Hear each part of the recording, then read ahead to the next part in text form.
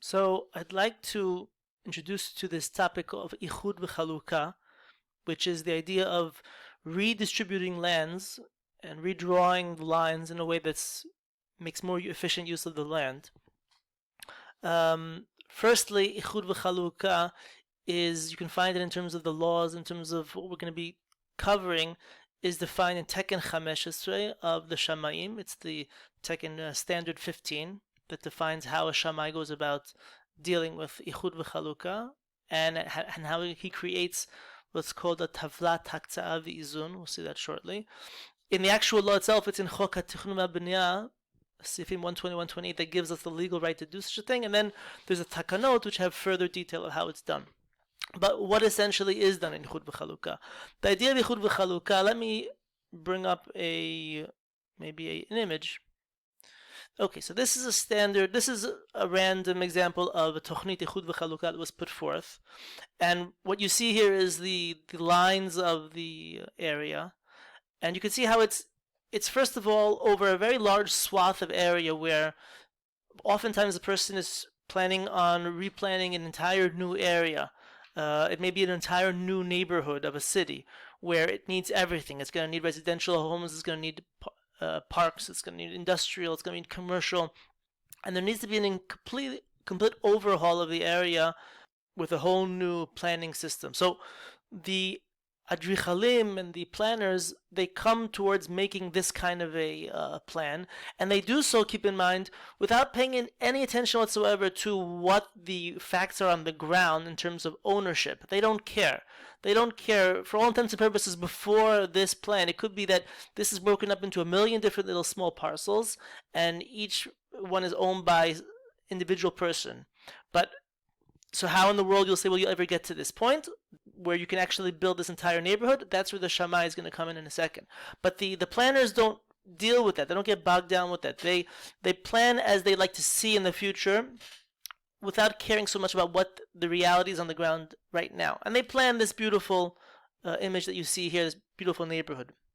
After that plan is put forth, and that's the Tochnit Ichud v'Chalukah, now comes the work of a Shammai, using the standards developed in Teken 15 to create what's called a Tavlat Aktzea ve'Izun.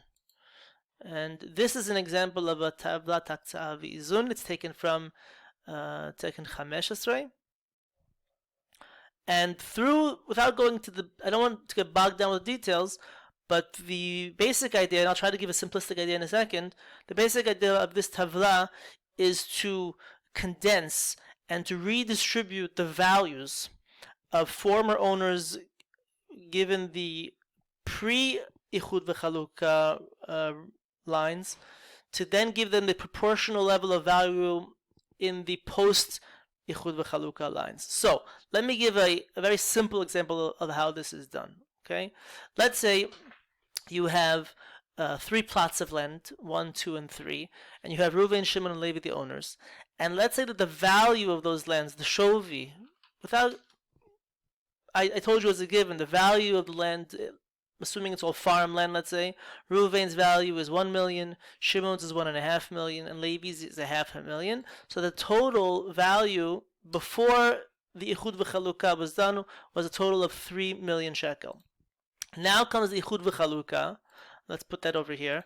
And let's say the Ichud v'Chalukah comes and says they're going to totally redo everything. They're going to make A, B, C, D, and E, and they're going to be creating all different kinds of things. It's going to be commercial and residential, and lots and lots of money. Okay, let's just say for the purposes of whatever, A is going to be worth 10 million, B is going to be worth 5 million, C will make it 35 million, D 2 million, and let's say E is going to be just public parks, and therefore it's going to be a 0. Okay, it's going to belong to the public. Now, let me simplify by taking away E because it has no value for our purposes. Okay, and I want to know what would be the sum total of this value post Ichud v'Chalukah. The sum total is 52 million versus our 3 million over here. Okay, so I had my 3 million before the Ichud וחלוקה, I had my 3 million, and after the Ichud וחלוקה, my 52 million. And the question becomes, how should we redistribute this 52 million to Reuven, Shimon, and Levi? And the basic rule of thumb for the entire process is that the Shammai goes by is yachasiyut, relativity, proportionality. That the idea is at the end of the day, Reuven, Shimon, and Levi should get the same proportional value that they had beforehand. So, Reuven, he held 1 million out of a total of 3 million. So, he had a proportionality of 1 divided by 3. He had a third. If I continue this all the way down, this is the proportionality, and let's change this into percentage-wise. This is the proportional value that they had, Reuven, Shimon, Levi had before the Ichud וחלוקה in the sum total of 3 million. Ichud וחלוקה, I should say actually more correctly, the Tavlat הקצאה ואיזון that the Shammai then does is as follows. He just literally copies these values to, I made it a little bit more complicated for myself. Let me make it easier by just removing this one for a second, if you don't mind. Okay, he literally copies these values here.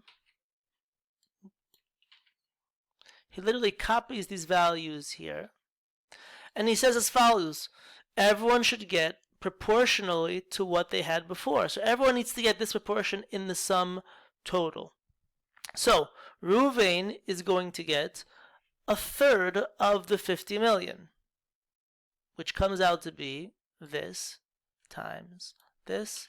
That means Reuven at the end of the day has to get 16.6 million to keep his proportional equilibrium with the others, and so on and so forth. That everyone is going to get the proportional amount. So if I follow this to the rule, this will be the redistribution of this wealth. That Reuven will be getting 16.6 million, Shimon will be getting 25, Levi will be getting 8.3, each of them obviously considerably getting richer from what they had before, but each of them proportionally staying the same. That both before and after, they kept to the respective proportions of 33%, 50%, and 17%. That is the basic idea of what the Shammai's job is to do in Tavlat הקצאה ואיזון. Obviously, it's not always going to work that neatly when the amount of money Reuven is supposed to get can't be found in any particular plot of land that was apportioned in the Ichud וחלוקה.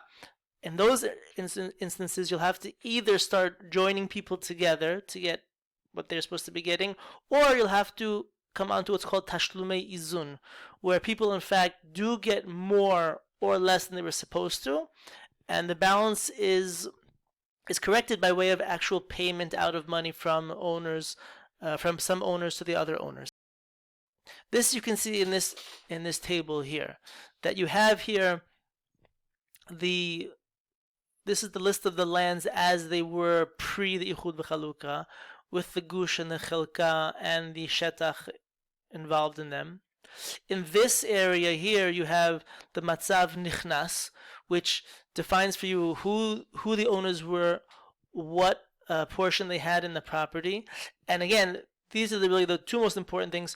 What was the value of that property that they owned, and what's that proportional value? So that these are the values that they owned. Starting, each one has their own respective values. The tally of it all together is 5.159 million.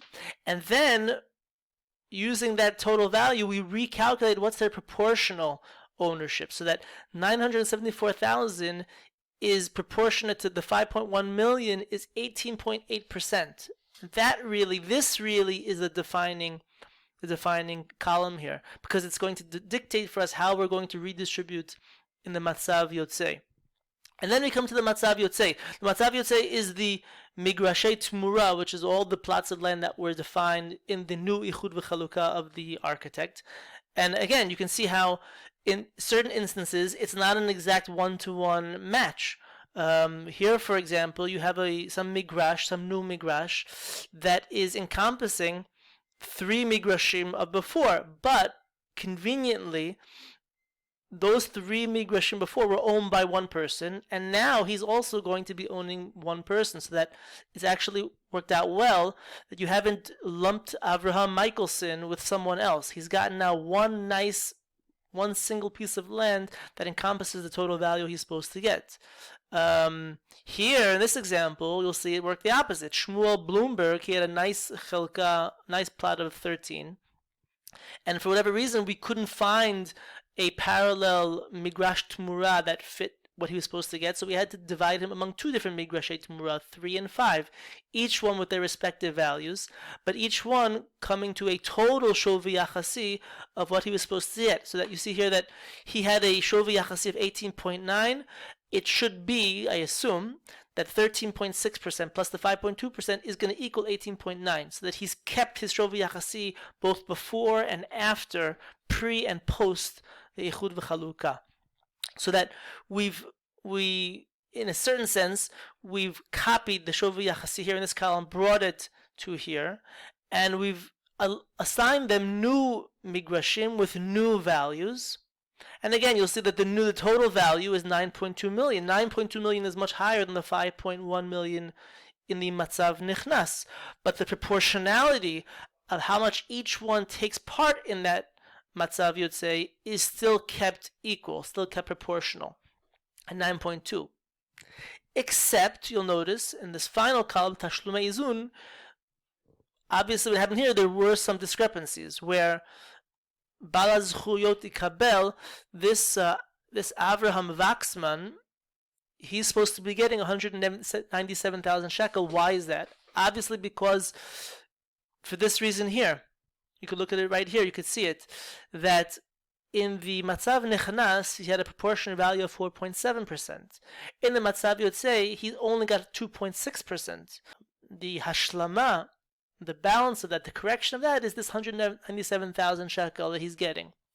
Most of the time, like I said, the Shamayim and the Iriyot want to avoid Tashlumei Izun. It creates lots of difficulties, lots of complications, but it still is, in fact, something to possibly that comes into play when you have no other choice. So I hope you've enjoyed this as a basic example of how הקצאה ואיזון is done, how תוכנות איחוד וחלוקה work, how it's distributed proportionally both before and after. In future videos, it's possible to delve deeper into the complexities that can arise. One example would be where plots of land have structures, buildings already on them. The example I gave was where the land had nothing on it, but in cases where in the Matzav Nichnas already the plots of land have buildings on them, it then becomes much more complex to properly divvy out the values, because we only want to give value in terms of the proportionality of the land value. And here you have a person in the Matzav Nichnas with maybe land value that's similar to the others, but he has, who knows, a $10 million factory on the property. So how we go about dealing with those more complicated issues is a topic for further discussion later. But at least for the time being, I hope this provides a sort of primer for the idea, at least, of how it's done.